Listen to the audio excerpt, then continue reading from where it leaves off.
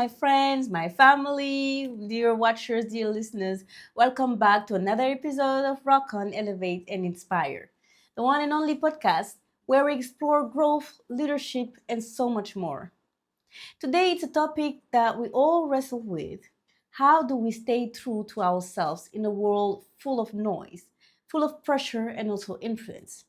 And this one hits home for me because years ago, while working on a telemarketing company at university, I met someone who really made me think and pause.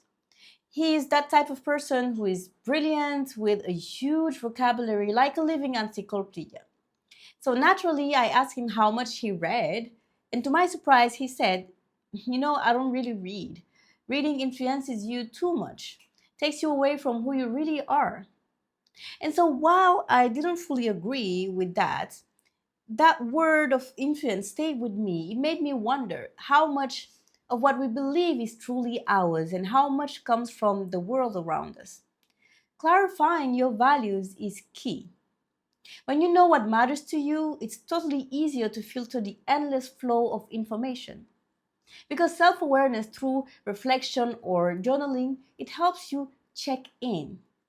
Is this thought really mine or did I just absorb it? But here's the nuance. Your compass isn't meant to lock you in a corner. It's meant to ground you while you stay open. A strong compass, it helps you face different perspectives without losing yourself. We are drowning so much right now in content. Limiting does not mean avoiding what's different or uncomfortable. It just means avoiding too much at once. So curate your input so you can process them deeply. And make sure your diet of ideas has variety. Some familiar, some different, even some that make you wonder and expand your thinking. And when you engage with external content, be present fully.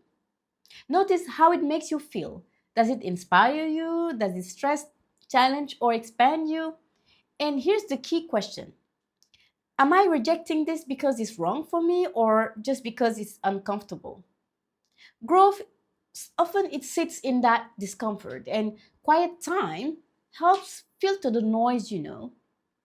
And but reflection isn't just about protecting yourself. It's also about digesting what challenged you. Sometimes silence lets new ideas sink in and show you where your beliefs might need refining.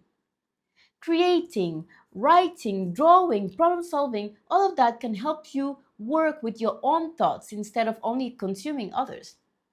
And when you consume, practice critical thinking. Don't just accept or reject an idea, just examine it. Ask, why does this exist? What's truth there's in it? And why do I disagree? Staying authentic does not mean being rigid or self centered, it just means growing through exposure. And borrowing ideas from others is totally fine, but the goal is to evolve them into your own voice. That includes unlearning things that no longer add value or that are outdated, and relearning in light of new experiences. But the biggest safeguard against echo chambers is conversation, not just with people who you agree with. Real dialogue means engaging with different perspectives, even opposite ones, and practicing active listening to understand, not just to argue. And if you only talk with people who confirm what you already believe in, you're not really learning, you're just rehearsing. One of the dangers of echo chambers is actually what we see in polarized societies right now. Look, even famous ideas only got richer because people challenged them. That's what we can do with our own beliefs as well. So, how do we remain authentic in a world full of external influence? It's about balance. Protect your inner voice. Check in with yourself, but don't just shut out the world. Stay curious, stay open. Let challenge sharpen, not erase your authenticity. And remember, your authenticity is a gift and it grows stronger, not weaker when tested. Thank you so much, everyone, for listening, for watching to this new episode of Rock On. And I hope today's reflections help you stay grounded in your own truth while staying open to the truth of others. So until next time, keep reflecting, keep growing, and keep rocking on. Thank you very much.